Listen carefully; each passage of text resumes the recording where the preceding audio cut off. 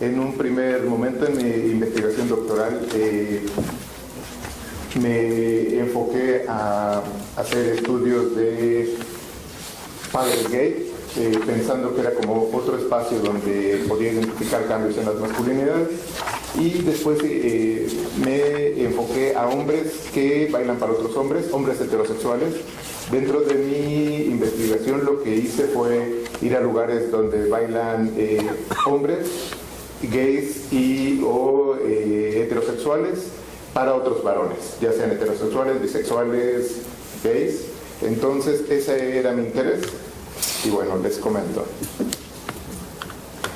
Los objetivos es analizar las diversas fluctuaciones en la expresión del género y la homofobia entre varones que bailan y se desnudan. Entonces, la investigación que hice fue como más amplia. Aquí solo les hablaré del cuerpo como lugar de inscripción del género, pero en la investigación que realicé, hice trabajo de campo, identifiqué las relaciones de poder que se incorporan en estos espacios y sobre todo cómo cambiaban las relaciones entre los hombres, cómo cambiaba la forma de concebirse como hombres, tanto de los clientes como de los propios bailarines. Entonces eso es lo que se hizo. La hipótesis que guía es que entre los strippers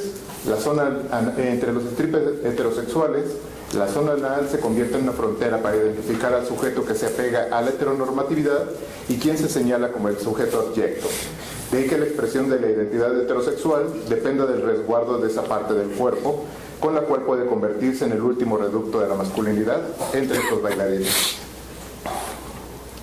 Esta investigación la realicé en 7 ciudades de la República: Puerto Vallarta, Mexicali, Tijuana, la Ciudad de México, Jalapa, Campeche y Mérida. ¿Qué construye a los hombres?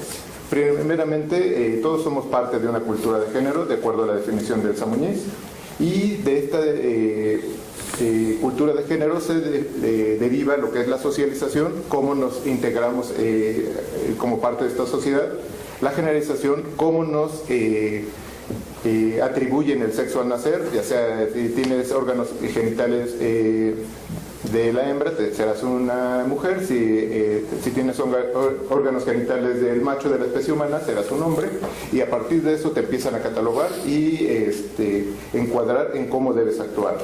Pero dentro de las identificaciones que realicé en la investigación entre padres gay, también identifiqué otro proceso que fue el de la homofobización. Es decir, que durante estos dos procesos de generalización y de socialización aprendíamos como un tercero que está vinculado a ellos estrechamente, y que es de cómo aprendes a ser homófobo. Te enseñan a ser homófobo desde niño o niña. Primero al niño se le enseña la diferencia entre niño y niña, y después entre niño y entre el hombre y el puto. Entonces, y a la niña, aunque es más sutil, también se le enseña a ser homófoba, tanto para ella como para los varones. Entonces, así como estos varones, estos vectores de poder que se incorporan, como son la homofobia, la clase, la etnia, la raza, nos empiezan a construir como personas dentro de este discurso entre los que el odio y la violencia forman gran parte. De acuerdo a Guillermo Núñez, la homofobia es el temor, la ansiedad, el miedo al homoerotismo, hacia el deseo y el placer erótico con personas del mismo sexo. La homofobia es la práctica socialmente regulada y avalada que expresa ese miedo y ansiedad con violencia. Una ansiedad que previamente ha sido creada en un proceso de socialización. Este proceso que él refiere es lo que yo definí como homofobización. ¿Y por qué es tan importante la homofobia?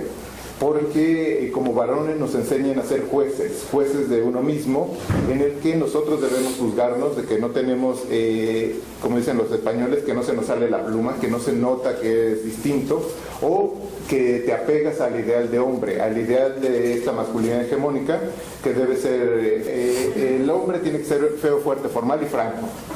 Y bueno, son partes de esta generalización y socialización. Entonces, ya entrando a detalle, vamos a describir los espacios. Van a ver fotos de strippers durante esta presentación. Desafortunadamente no puse ninguna de las fotos que tomé en los lugares donde hice el trabajo de campo, porque por protección a las personas y sobre todo porque no vayan a encontrar al primo disidente aquí retratado. Ok, ¿qué son los bares de strippers? Los lugares donde trabajan los bailarines desnudistas en estas últimas 3 décadas se han popularizado en México. En esos espacios los hombres bailan y se desnudan al ritmo de la música para determinada audiencia. En este caso para varones homosexuales, bisexuales o heterocuriosos. La aparición de esos espacios específicos para hombres permitió que los varones homosexuales pudieran, además de reunirse, visibilizarse y expresar sus deseos. En estos espacios hay un cambio importante. Los varones gays usualmente no tienen voz, son invisibles a la sociedad, o la misma sociedad prefiere voltear la vista hacia otro lado cuando empiezan a salir. En estos lugares ellos se empoderan a partir de que están reconocidos como un sujeto económico. Ellos tienen el poder, en ese sentido, el poder económico, y pueden decirle a los bailarines que hagan determinada acción que a ellos les satisface. Con esto, la acción se permite el trastocamiento del pensamiento heterosexual y además se obliga al desplazamiento de ciertas prácticas y políticas homofóbicas, tanto entre los dueños del establecimiento como entre los propios bailarines. ¿Qué está ocurriendo en estos espacios? Los hombres van y piden determinadas actividades, que les bailen, que se desnuden, y el varón heterosexual ha sido educado como homófobo, entonces tiene esta realidad enfrente: o soy homófobo y actúo violentamente contra este que me está pagando, o me amoldo a las necesidades y al lugar en el que estoy. Entonces, ¿qué es lo que hacen muchos varones? Se amoldan. Muchos otros, me comentaron algunos bailarines, es que bailan una noche, aunque es mucho el dinero en algunas partes que ganan, no les permite hacer ese cambio en su perspectiva de masculinidad y se van, no vuelven a él. Pero en este caso me tocó trabajar con hombres que sí han permanecido en ese trabajo durante largo tiempo. En estos lugares juegan con alguna persona al público, en algunas coreografías suben y practican como un acto sexual con alguna persona. Permiten ser sobre todo tocados por los espectadores. Ha habido como una transformación en las prácticas dentro de estos bares. Hace como 30 años el bailarín estaba arriba y la gente lo veía abajo, se desnudaba, pero era como una distancia entre el bailarín y el espectador. De hecho, en muchas ciudades que identifiqué, que tienen como todavía cierta apego a valores religiosos, como Mérida, como Jalapa, sí hay como una distancia entre el bailarín y la persona, y no se permite este tocamiento. Pero, por ejemplo, en ciudades como la Ciudad de México, Puerto Vallarta, Tijuana, es parte importante este tocamiento, porque muchas veces ello implica más dinero para el bailarín. Y les digo, por ejemplo, en Puerto Vallarta, en una muy buena noche, un varón puede ganar entre $800 y $1,000. De hecho, un investigador me decía, bueno, creo que mejor me voy de stripper, me da mejor. Entonces, como que tanta cantidad de dinero les permite repensar o replantear qué pueden modificar para adecuarse. En algunos lugares hay bailes privados en los que puede incluso haber relaciones sexuales consensuadas, más bien comercializadas, y en otros bares el bailarín te va y te dice, ¿me invitas una copa? En algunos lugares es alcohol y en otros simplemente un vaso de agua. Entonces, pero ese vaso de agua vale como $200, porque una parte va para el bailarín y otra parte va para la persona que lo contrata. ¿Qué se modifica en estos espacios? Se transforma la homofobia institucional. Hay cambios entre los patrones de conducta violenta vinculados a la homofobia. ¿Por qué ocurre esto? En estos espacios los identifiqué como espacios liminales, porque son espacios donde las personas eluden o deslizan a través de la red de clasificaciones que normalmente ubican a los estados y las posiciones de espacios culturales. Las entidades liminales no están ni aquí ni allá, se ubican en medio, entre las posiciones asignadas y dispuestas por la ley, la costumbre, la convención y la ceremonia. Estos espacios, al estar en esta liminalidad, permiten hacer estos cambios. Se detonan nuevas culturas. Es decir, cuando las personas que transgreden las normas tienen la oportunidad de interactuar con otros como ellos, suelen desarrollar una cultura propia en torno a los problemas que surgen de la diferencia entre el modo en que ellos mismos definen lo que hacen y el modo que lo definen otros miembros de la sociedad. Aquí se puede identificar en estos espacios que tanto los bailarines como los clientes cambian su expresión de la cultura y la adecuan a sus necesidades. Estos espacios permiten, como les comentaba, la transformación de la homofobia institucional, limitan la homofobia personal, favorecen la transgresión de las prácticas valoradas y consensuadas vinculadas al pensamiento heterosexual, se visibiliza el deseo de los sujetos nombrados como abyectos, se devuelve la voz a los varones homosexuales, asimismo se modifican las jerarquías. Es decir, en la sociedad usualmente la masculinidad que se encuentra en la base de la escala de las masculinidades es la masculinidad homosexual. Aquí se cambia, se revierte esa pirámide y en la punta de la pirámide está el varón homosexual. Es el que tiene el dinero, el que paga, y por lo tanto favorece que se modifiquen las expresiones de homofobia. ¿Qué impacto tienen las labores de los strippers en su expresión de la masculinidad? Primero se transforma la homofobia, es decir, ya no es una expresión violenta. Lo que identifiqué es que se modifican las prácticas y políticas homofóbicas. Es decir, las prácticas homofóbicas usuales es que si un varón te toca indebidamente, por así decirlo, es golpearlo o agredirlo de alguna forma. Aquí mayormente lo que se hace es que se permite e incluso se pide, porque si tú me tocas implica que tú me tienes que dar algo a cambio. Entonces muchos varones intentan seducir a los varones e identifiqué que muchos intentaban seducir a los clientes como si estuvieran seduciendo a una mujer. Les sonreían, les hablaban, se interesaban por ellos, cuando el fin principal de era ¿qué puedo obtener de ti?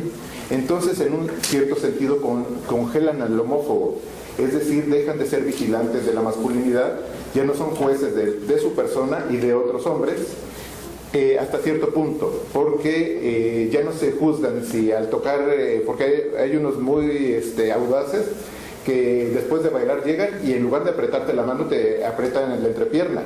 Y más que nada desean saber si tienes una erección. Eso es como una forma de medir te excité, te intereso por lo tanto, y puedo tener como un ingreso adicional. Entonces ya no son jueces de ello.